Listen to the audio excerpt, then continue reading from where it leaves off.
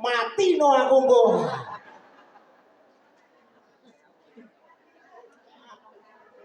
Ini saya sampaikan kepada Bapak Ibu sekalian untuk mendasari sehingga apapun nanti yang terjadi kalau berangkat kita memahami semua.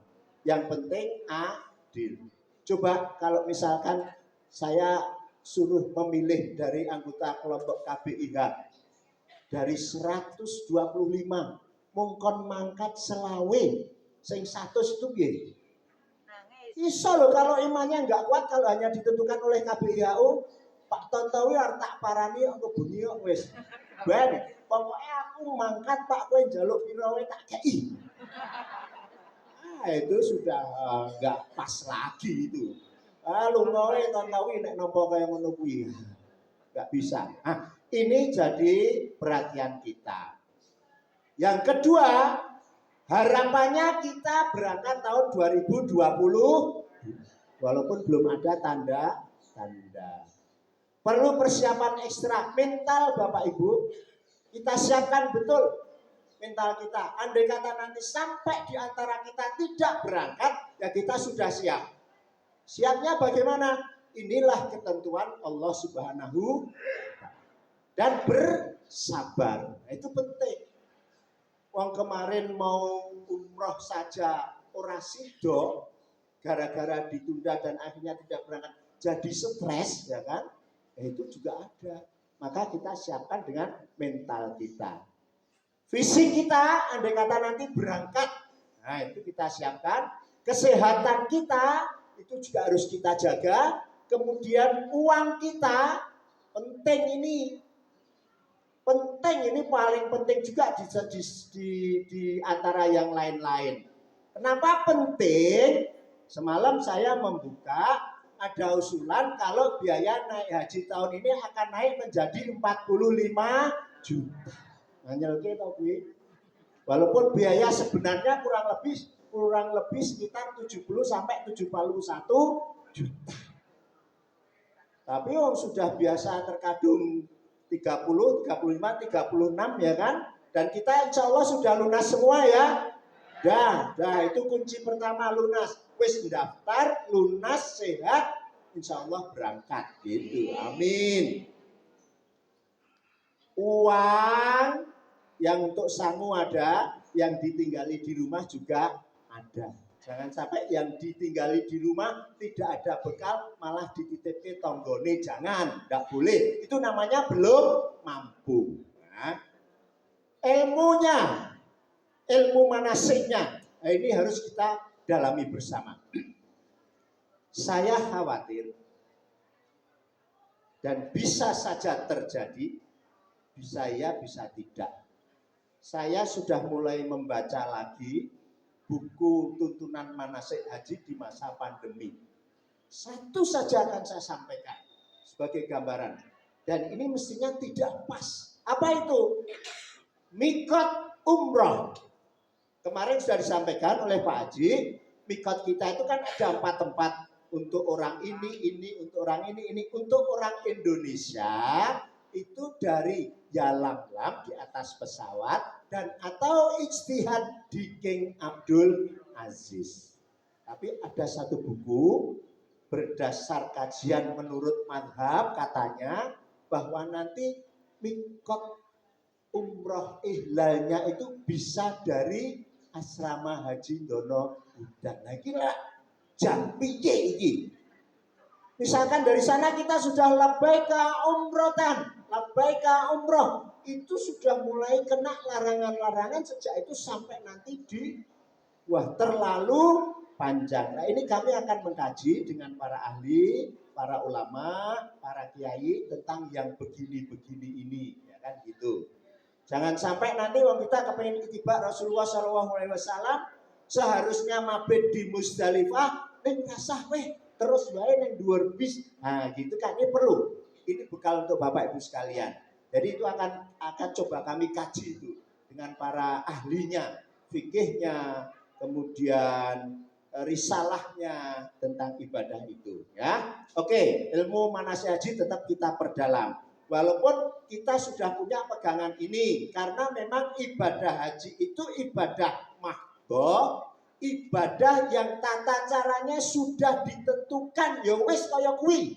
Ora entuk ditambah, ora entuk di sudah. Nah, udah. Praktis kok gampang banget ya, gampang. Insya Allah gampang. 3, penyesuaian dalam segala hal. Praktek ibadah sudah saya sampaikan, saya singgung.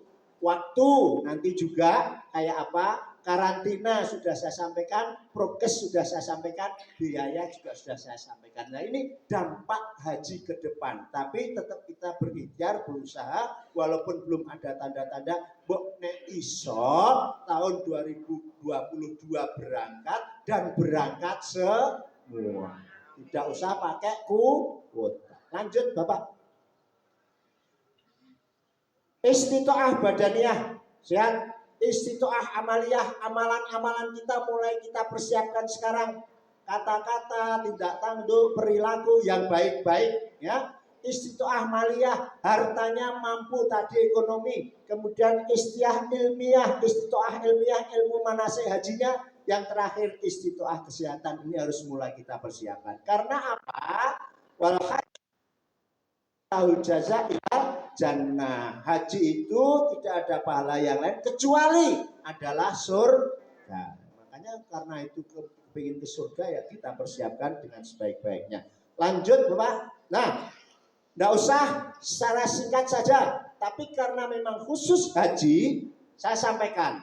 Haji adalah berkunjung ke Baitullah, Ka'bah, untuk melaksanakan amalan-amalan antara lain wukuf di Arafah, mabit di Musdalifah dan Mina, kemudian tawaf di Ka'bah dan sa'i. Ini haji, ya, haji. Dan amalan lainnya pada masa tertentu demi memenuhi panggilan Allah Subhanahu wa taala dan mengharap ridhonya. Oke, sudah paham semua. Lanjut, Pak. Hukum haji. Hukum haji adalah Islam yang telah memenuhi syarat ibadah haji diwajibkan hanya sekali seumur hidup. Andai kata ada hukum haji kedua dan seterusnya adalah sunat, tetapi akan menjadi wajib hukum haji itu tatkala bernazar. Ya. Wah, aku berhasil ini nadarku naik haji. Itu hukumnya akhirnya menjadi wajib. Nah, itu. Lanjut. Waktu melaksanakan amalan haji sudah jelas. Ibadah haji dilaksanakan pada bulan haji, bulan Dzulhijjah, ketika wukuf 9 Arafah, Yaumun Nahar, tanggal 10 Dzulhijjah, apa yang dilakukan nanti ke depan, dan hari-hari tasyrik apa yang dilakukan nanti kami sampaikan, hingga selesai melakukan amalan-amalan haji lainnya. Jadi 9, 10, 11, 12, 13, dan seterusnya itu adalah amalan-amalan haji. Saya tidak menyinggung amalan umrohnya Bapak Ibu. Lanjut Pak. Syarat, rukun, dan wajib haji. Syarat Islam, balik dewasa, berakal sehat, merdeka, istitoah, tadi sudah saya sampaikan. Lanjut. Rukun haji, ya. Amalan yang harus dilakukan. Jika tidak dilakukan, maka tidak sah hajinya dan tidak bisa diganti dengan dam. Apa rukun haji? Ihram, niat, wukuf, tawaf ifadah, sa'i, dan tahallul awal itu selesai. Lanjut. Wajib haji.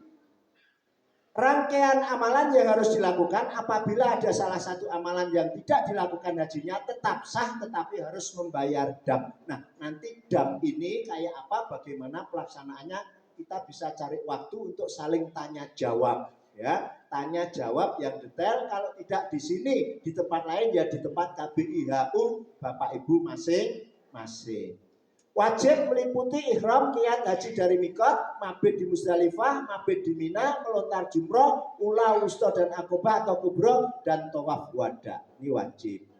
Lanjut. Nah, sekarang saya masuk Bapak Ibu. Untuk mikot haji. Kalau mikot umroh sudah jelas. Mikot haji itu tempat mikot kita adalah di mana? Di mana? Di mana? Bukan Jalam Lam. Di mana? Bir Ali? Bukan. karena kita sudah termasuk menjadi penduduk orang Mekah, ya ini tuh haji loh ya, saya matur haji. Maka mikot kita adalah dari hotel di wis lali ya Bapak Ibu ya. Insya Allah ini loh ya, wis 2 tahun soalnya. Nah, maka Rasulullah bersabda, ayatnya ini mangkana manzalahun dan makata dan seterusnya. Saya baca ini jam untuk menyingkat waktu. Barang siapa yang rumahnya di sekitar Mekah, maka tempat ihramnya di tengah-tengah keluarganya, sehingga warga kota Mekah berihram darinya. Karena kita berada di Mekah, Bapak Ibu yang saya hormati, ya mikot kita haji dari hotel, biasanya sudah diatur di atas bis.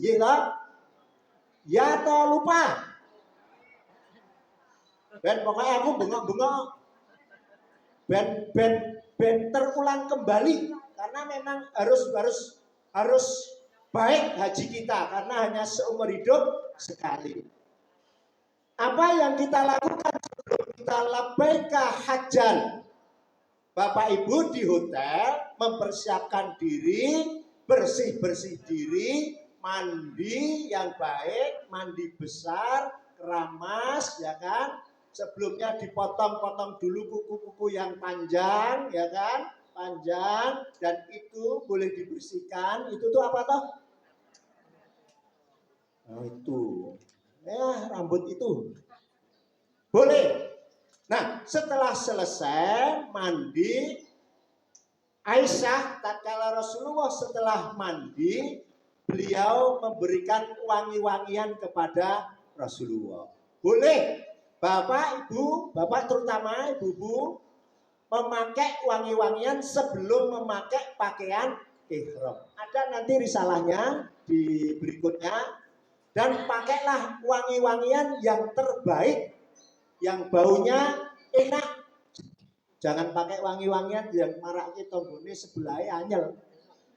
Iki apa minyak senyonyo digo. Pakai yang wangi. Ya, sudah mandi, pakai wangi-wangian, pakai pakaian ihram, ketua rombongan atau ketua ya siapa nanti yang ditunjuk di situ akan membawa kita masuk di atas bis. Maka ihlal kita di situ, di atas bis, jangan sampai tidak ihlal. Apa ihlal kita mau haji? Ya labbaika hajjan. Ya, labbaika hajjan. Ini harus wajib dari mikot, ya. Entok ora saya dari mana? Enggak boleh, kalau kita sudah jadi warga anggota Mekah, maka mikotnya dari ini. Nah, sekarang mari bersama-sama Bapak Ibu sekalian kita lafalkan niat haji. Bismillahirrahmanirrahim. Labbaika hajjan. Mari. Labbaik Allahumma labbaik. Labbaik la syarika laka labbaik. Innal hamda wa ni'mataka lawal mulk la syarika lak. Kita sudah terkena semua larangan-larangan ihram. Saya bawa baju ihram Bapak, satu setel, mau saya tunjukkan saja nanti bagaimana caranya memakai. Saya kira sudah semua. Lanjut Pak. Nah, ada 2 hal yang harus kita perhatikan. Tatkala kita mau wukuf di Arafah, Rasulullah Shallallahu Alaihi Wasallam melakukan apa yang namanya tarwiyah. Mabit di Mina pada tanggal 8 Zulhijjah. Jadi kalau kita nanti tarwiyah, itu tanggal 7, tanggal 8 malam, kita sudah berada di Mina, mabit, nginep. Tapi kalau yang langsung ke Arafah, itu berangkatnya biasanya juga kadang tanggal 8 atau tanggal 9, tapi tidak mabit di Mina, langsung ke Arafah. Ya. Saya sampaikan dulu ini. bertarwiyah di Mina. Hadisnya dari Jabir, riwayatnya Muslim. Dia berkata, pada hari tarwiyah 8 Zulhijjah, rombongan haji berangkat menuju ke kota Mina dan berihram untuk haji. Tadi dari bis tadi sudah labbaika hajjan. Karena tarwiyah maka mabit di Mina pada tanggal 8 Zulhijjah. Sementara Rasulullah naik kendaraan, di sana beliau melaksanakan sholat zuhur, asar, maghrib, isya, dan subuh. Di Mina yang dilakukan Rasulullah hanya sholat 5 waktu. Subuh sampai di sini. Zuhur, Bapak Ibu, dikosor tapi tidak dijamak. 2 rakaat saja. Asar juga dikosor. 2 rakaat saja pada waktunya. Zuhur ya waktu zuhur 2 rakaat. Asar ya waktu asar 2 rakaat. Maghrib tetap 3 rakaat. Isya 2 rakaat pada waktunya. Dan subuh 2 rakaat pada waktunya. Ini tatkala beliau berada di Mina saat tarwiyah. Nah pas nanti kita di Mina pada tanggal 10, 11, 12, 13 gimana? Sama. Ya, lanjut Pak. Nah, ini sedang saya sengaja ambil gambar yang tidak di dalam tenda. Ya, saya sengaja ambil gambar yang ada di jalan-jalan di Mina ini. Mereka semua ini pada tanggal 8 Zulhijjah sedang tarwiyah. Di sini ini setelah labbaika hajjan itu ada larangan-larangan di situ. Di sini nampak ada satu yang aneh. Kalau ini saya anggap ini dodol kopi ini ya toh. Dodol kopi, dodol teh, tawak-tawak. Ada satu yang aneh di sini. Dia berpakaian ihram, sudah labbaika hajjan, kok ini. Mana kira-kira Bapak? Ya? Ini. Kenapa? Menutup. Nah, itu tidak boleh. Bapak-bapak kalau ibu-ibu pakaian ihramnya seperti ini ya sudah. Bapak-bapak tidak boleh. Nah, ini sebuah pelanggaran. Kalau dia sudah labbaika hajjan, terkena larangan-larangan ihram termasuk menutup kepala, ya toh, tapi ini malah ditutup. Ini pelanggaran. Artinya dia nanti akan kena. Nah, damai apa? Kita rembuk nanti. Apa nyembelih kambing, apa poso, apa-apa, ya. Apa bayar pada miskin. Nah, ini contoh Bapak Ibu. Nah, nanti terutama Bapak harus berhati-hati termasuk berpakaian ihram itu rasa karepe dhewe nanti. Piye sing penak, sing rapet, langkahnya tetap ombo, gitu. Lanjut.